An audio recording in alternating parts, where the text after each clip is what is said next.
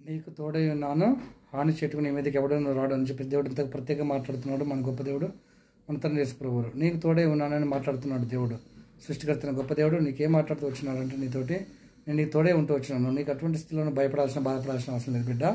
నీకు హాని చేయటం నీ మీదకి ఎవడో రాడు. వాళ్ళు వస్తున్నారేమో, వీళ్ళు వస్తున్నారేమో, వాళ్ళు అది చేస్తారు ఇది చేస్తారని చెప్పేసి నువ్వు భయపడుతూ బాధపడుతూ వచ్చినావేమో. కానీ దేవునితో ప్రత్యేకంగా మాట్లాడుతున్నాడు మన తండ్రి యేసు ప్రభువు. ఎందుకు మాట్లాడుతున్నాడు అంటే దేవుడు నీకు తోడే ఉంటూ వచ్చినాడు. సమస్త సృష్టికర్తన గొప్ప దేవుడు, సర్వశక్తి గల దేవుడు, భూమిని ఆకాశం చేసిన గొప్ప దేవుడు, చనిపోయి సమాజపడి సమాధిలో ఉండి తిరిగి వచ్చినట్టు గొప్ప ఆ మహాపరమాత్ముడు, గొప్ప సర్వశక్తి గల గొప్ప దేవుడు నీతో మాట్లాడుతున్నాడు. హాని చెట్టుకు నీ మీదకి ఎవడు కూడా రాడు, రానివ్వను, రాకుండా చేస్తాను బిడ్డను పెట్టి ఎందుకు భయపడుతున్నావు, బాధపడుతున్నావు అని చెప్పేసి ప్రత్యేకంగా నీతో మాట్లాడుతున్నాడు. కాబట్టి నీ జీవితాన్ని సమస్త సంపూర్తిగా మార్చుకో.